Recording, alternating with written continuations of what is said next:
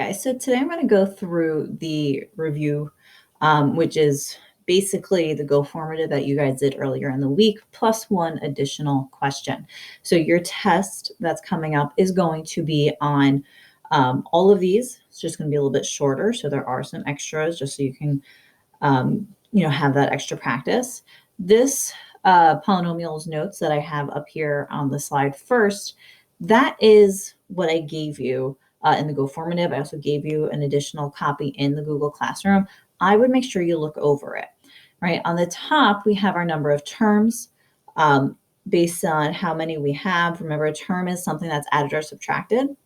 So however many monomials, single terms we have added or subtracted, creates our full amount of terms and our special name for it. So a single term is a monomial, mono meaning one. Two terms, binomial, think of a bicycle, that's two. Trinomial is three, like a tricycle.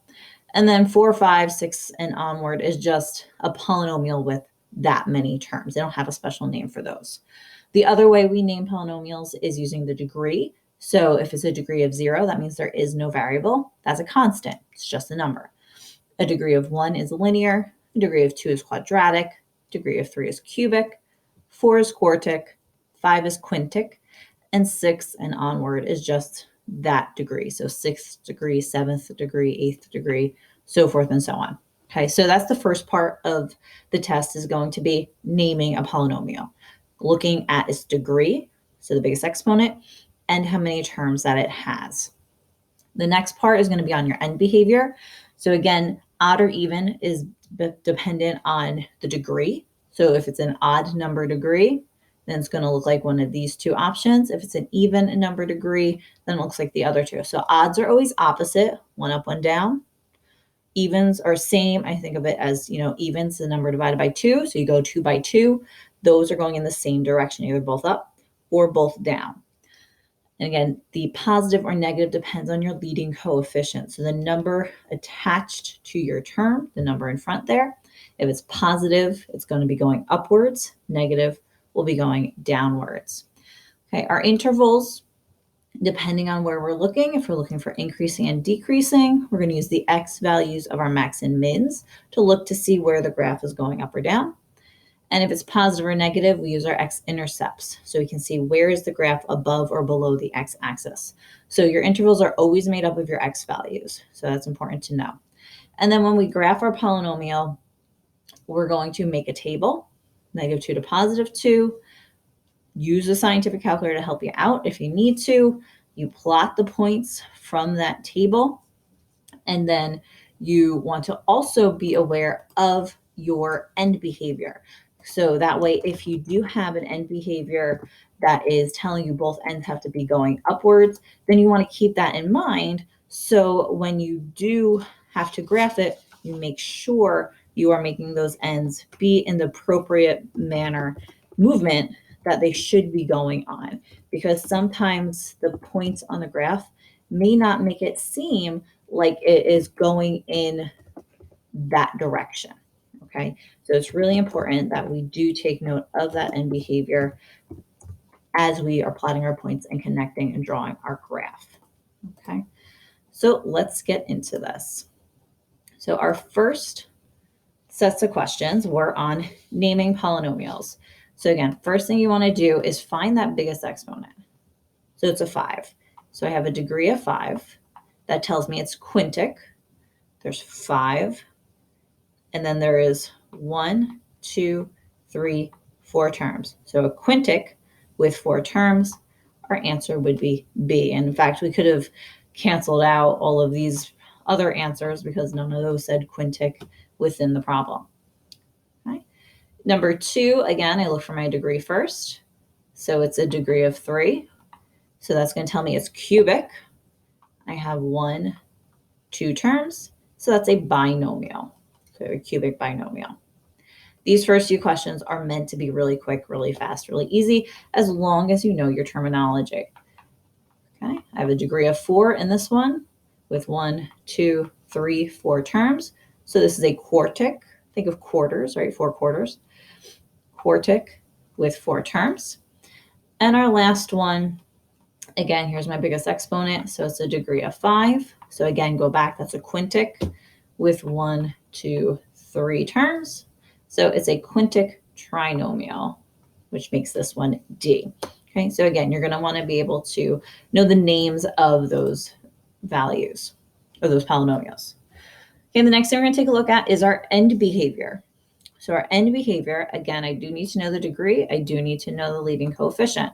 So in this case, it is degree of 2, a leading coefficient of -1. So that tells me it is even and negative. So again, a negative has to be going down towards the negatives. Even tells me both sides are going in the negative direction. When we do these problems, we want to look solely at the function part.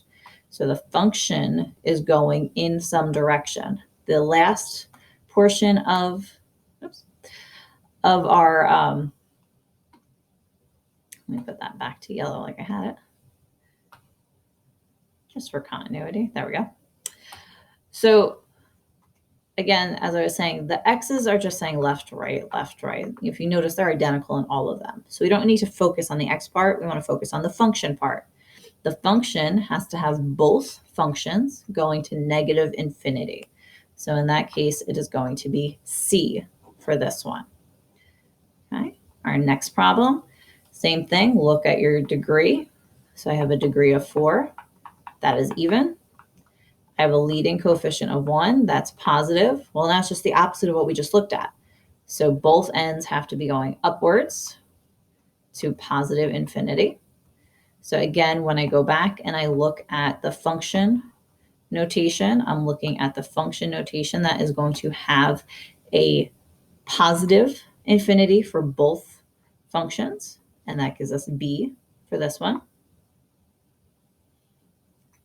Okay, question 7. There's your degree. So the degree is 5, leading coefficient of -1. So this time it's odd and negative. So odds are opposites, and we want to be going downward, which means the left side has to go up, the right side has to go down. Okay, so when we're looking at these function values, or the function notation of the values, we want to look for the one that starts. So the first one has to be a positive infinity. The second one has to be negative infinity. We always move left to right. So the one with a first positive and second negative, there's your first positive, second negative. So it's going to be D. And our last one is another odd function, degree of 3, leading coefficient of 1. This time it's going in an upward motion left to right. So we start in the negatives, we end in the positives. Okay, so we're looking for a function notation that shows that. So that is going to show a negative infinity first, positive infinity second. So that one is D in this case. There's my negative infinity first, positive infinity second. Okay, so the first few problems are meant to be really quick, really easy. Not a lot of work involved with them, but you do need to be aware of how to note function notation and behavior notation, how to name things. Okay, now let's get into a little bit harder stuff. So for numbers 9 and 10 here, we had to figure out the sketch of the function. We had to find the intervals in which they are increasing, decreasing, positive, and negative. And I'm telling you to use Desmos to help you. Okay, so I'm going to graph, and I did already. Here is the graph of that function. So I have 3, 0. That's going to be important to me. I'm going to screenshot this so I'll be able to write on it. I'm going to bring this back over here. Okay, so clearly I can see that the graph is A. So there should be no questions on how to figure out your graph that matches it. Okay, but what we do need to now know is, well, how do we come up with the intervals that will go along with this graph? And that's going to be using this picture right here. So let me copy this. I'm going to paste it in here so I can write all over it. We don't need these other things anyway down here. Let's clear that out. So again, we already knew it was a. The only value we have right now is this x value of 3. Remember, we always move from negative infinity to positive infinity. And you just want to know tracing-wise. If I was to trace this graph, I start by going up. So I'm increasing first. I hit that 3, and now I'm changing directions, and I decrease on the other side. So my increasing interval is from negative infinity to positive 3. That is this whole side of the graph. Once we hit that 3, we started decreasing. So that becomes my decreasing interval from 3 to positive infinity. Now, the other part of the problem is, well, where is it positive and negative? So remember, we always look at the x-axis here. Anything above it, that's your positive function. Anything below it is a negative function. So when I see this graph, everything is below that line. So I really have no positives. So in this case, you could simply write none or no positive, because there is no place that's positive. There never does it jump over that x-axis. Now our negatives, there's 2 ways you could write it. Technically, it's negative everywhere. It is negative from negative infinity to positive infinity, because that whole entire graph is underneath.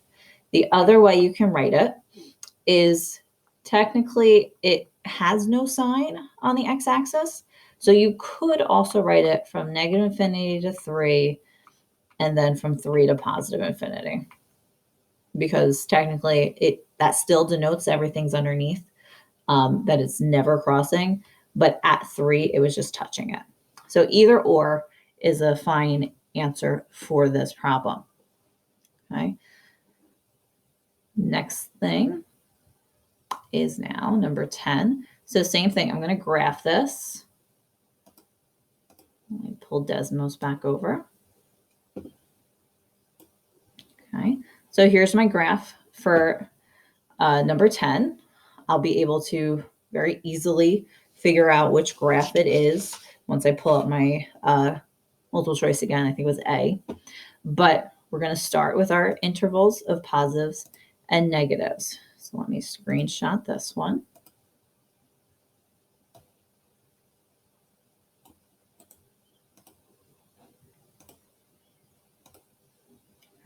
Yeah, so we have A as our answer here for this one. So let's circle that.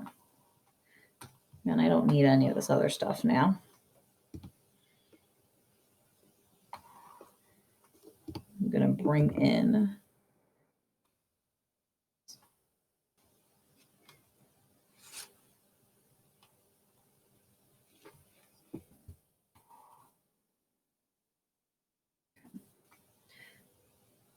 I can make that smaller a little bit.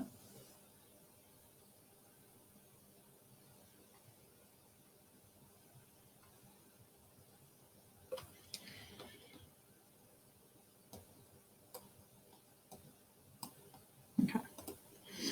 All right. So again, in this case, we're going to start by looking at our increasing and decreasing intervals. So we always use the x values. So this one's at 0.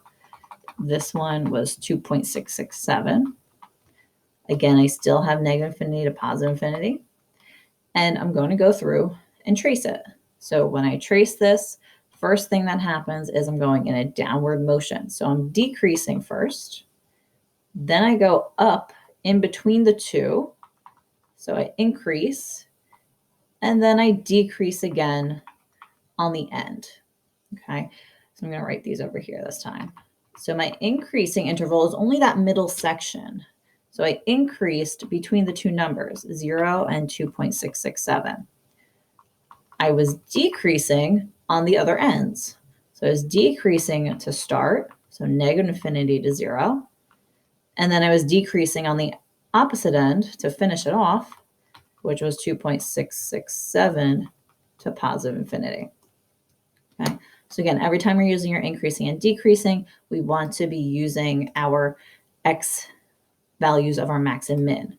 Then when we do positive and negative, we want to know where these x-intercepts are. So now I'm going to use those values. Right.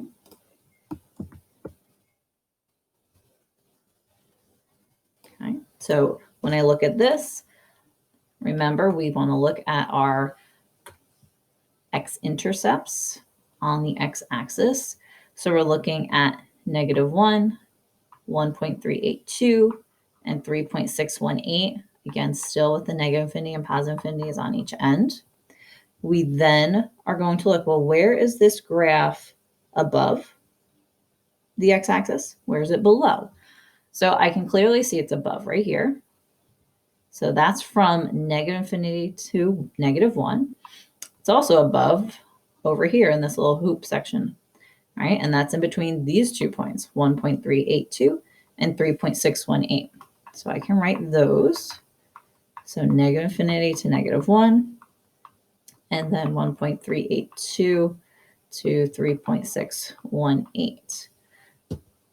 Then I can look back and I can see that it's in the negatives down here in these 2 positions. So that's between -1 and 1.382. And then on the opposite end down this way. Okay, so again, I can list those out, -1 to 1.382. Again, that was this section down here. And then 3.618 to positive infinity to end it. Okay, so this is going to be probably your biggest amount of points because I'm asking you a lot of things. You're going to have to figure out the graph, which should be easy. And then the increasing, decreasing, positive, negative. That's 4 components you're going to have to come up with from the graphs. So these are going to be your big questions. So I want to make sure that you know how to do these. So rewatch this part of the video if you need to. Okay. The last ones are all about just actually graphing. So you're going to use any scientific calculator you want. It's completely up to you, but you can use Desmo Scientific. I do mention that in the quiz itself, and I mentioned that in the Go formative of this. You're always going to make a table from -2 to +2. So these x values should always be the same every single time. And then it's just a matter of plugging in and finding your x values, or sorry, your y values from those. So I'm not going to go over how to do that. You should be able to substitute and plug in a calculator at this point, but that's going to be a table you get for the first one. You also want to be aware of the end behavior of your graphs. So this is a even degree, that's positive. So I do know my ends have to be pointing upwards. So all you're going to do, plot your points. So there's -210, -1, 3, 0, -2, 1, -5, and 2, -6. Once you have those plotted, you can connect the dots and use your end behaviors. So I tend to always start with the end behaviors first. I go to the very ends of my graph. So there's my very leftmost side. Here's my very rightmost side. And then you can connect the dots. So that makes sure that you have the right looking picture to your graph. Okay. And I will go through all 4 of these, but they're all done the exact same way. You're still going to make a table. Again, can't stress enough, always make your table from -2 to +2. Oops. We're going to fill in, these are going to be your values you would get when you plug it in a calculator. Again, when I think of the end behavior, it's odd. So it's positive and odd. So I start low, I'm going to go high. Okay, so again, so -12 is kind of off my graph. It's going to be down here somewhere. You could put it or not. It's up to you. Here's your -1, 1, 0, 4, 1, 3, 2, 4. Okay. I know that this end on the right side has to be pointing up. I see that over here. And the end on the left side has to be pointing down. So even if I didn't plot this -12 all the way down here, I know that the negative 1 is going to be going down to it anyway. And then connect your dots, this little wave happening in the middle there. All right, there's 2 more in that go formative, so let me finish those 2 up really quickly. Again, same table as always, -2 to +2. Plug in, get your values. So in this case, again, I see another -16. So that's a pretty big number. I'm not going to graph that just because it doesn't fit on my graph. So I'm only going to plot things that I do know. This time it's a negative even. So I know both ends are going to be going down. Okay.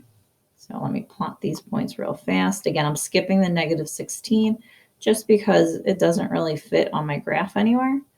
And I don't want to extend it. And as long as you have a few points, you can graph it. You don't need all of them. My end behavior tells me both ends have to be going down. Again, I knew this was going to be going down on the left-hand side anyway because I had to get to -16. And then just connect your dots. Okay, and the last one with that, we have our table. When you plug those in a calculator, oops, +4. You get these values. It's an odd positive function, so it's going to be going from down to up, going in upward motion from left to right. I can plot all these points. They're going to fit nicely on here.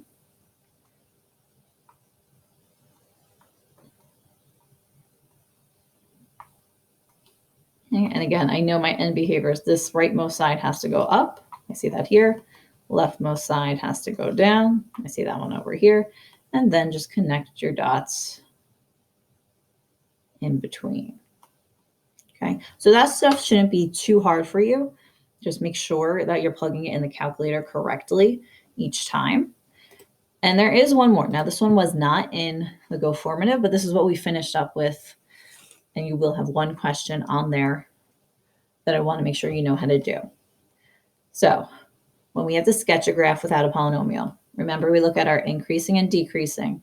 These are max mins or boundary lines. And then the other set, the positive and negative, that's what this stuff means. That just means positive and negative. Those are your x-intercepts. Okay, so I know exactly numbers that I'm going to need. I know for my max and min and my boundary lines, that is -1 and a +2. Those are all the numbers I see here.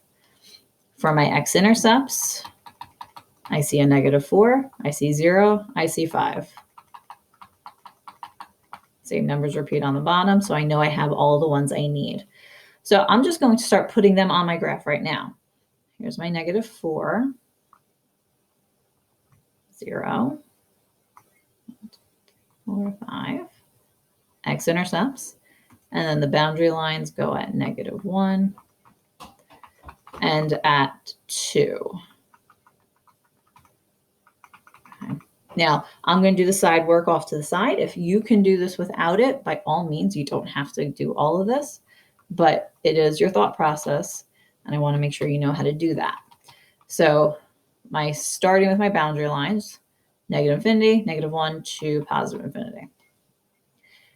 So I take note. It says it's increasing when -1 less than x less than 2. So it's between those 2 points. I can clearly see x is in between those. So that's where I'm increasing. I have to be going in an upward motion. The other sides then have to be my decreasing. So I'm going to be going in a downward motion for those 2. So I can visually see the movement of my graph is going to look like this kind of wave happening here. Then I have for my x-intercepts, I know they're on my x-axis. Okay, I'm going to put each of those numbers. And again, take note of where are these things. So it is positive when x is less than -4. So here's -4. It has to be in the positives. Remember, above it is positive, below it is negative. It is also positive between 0 and 5. So right here, it's positive. It is negative between -4 and 0. and from 5 and onward, greater than 5. Okay. Again, I just kind of make note, where is it positive or negative? Just kind of put a little note there somehow. And again, when I look at the flow of it, well, it looks exactly like the flow of the one above it. And that's what we want to see. I know where I start. I start high in positives. I know where I'm going to end. I'm going to end going downwards in the negatives. That's all I need to know. So now when I go on here, I know I'm starting high in the positives. Okay, so I'm up here, tracing it, going down, go through. You always go through your x-intercepts for these. Then I'm going to keep going, going, going, going, going. I hit a red boundary line. That tells me I'm turning around. So now I'm going to go up.